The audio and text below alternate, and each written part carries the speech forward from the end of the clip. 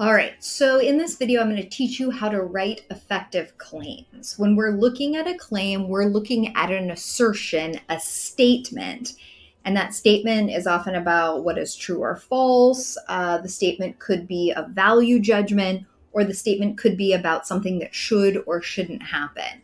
No matter what it is, a claim is the thing that focuses your argument, so it needs to be written well. To help generate claims for this video, I'm using an article titled Attention Students, Put Your Laptops Away from NPR. And that article looked at a research study that investigated whether it was more effective for students to take notes by hand in lectures or more effective for students to type their notes on like a laptop or a tablet. And they determined that it is more beneficial for students to take notes by hand. So, based on the information that I read in the article, I could posit a claim of fact. A claim of fact focuses on what's true or not. And so, in this case, my claim of fact might look like this: taking notes by hand helps students retain information. In contrast, I could also generate a claim using information from this article that would be a claim of value, which could be something like taking notes by hand is better than typing notes. Better is a value judgment, better or worse, bipolar value judgment. And so that's what makes it a claim of value. Another option that I have is I could generate a claim of policy, and I might even focus that claim of policy on our class specifically. So it might look like this: students in COM 104 should take their module notes by hand.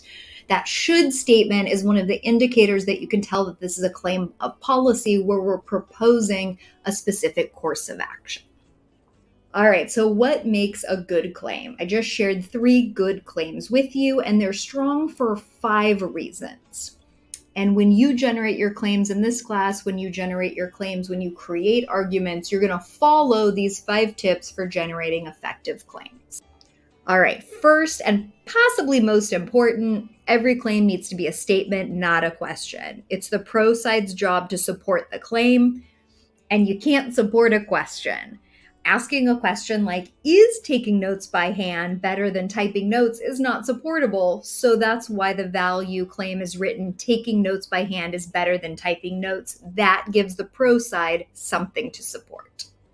So second, when you write a claim, you need to make an assertion, not share an opinion. So for example, I wouldn't write my claim of fact like this: I think taking notes by hand helps students retain info. Honestly, it does not matter what you think. It matters what you can prove, meaning what you can support with evidence. So make an assertion, not an opinion. Taking notes by hand helps students retain info, and then you use your evidence to prove that claim.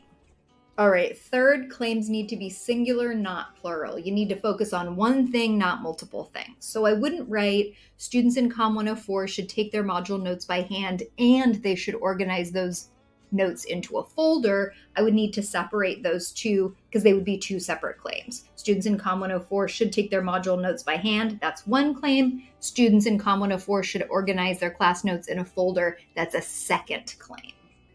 Claims should answer the who, what, where, when, how questions, but not the why question. Why will be answered in another part of the argument. So take the policy claim. Who? Students. Where? In COM 104. What? Should take their notes. When? When they're working through the module. How? By hand. That one answers all 5 of the questions. Sometimes you're not going to need to answer all 5 of the questions because some of the answers will be implied.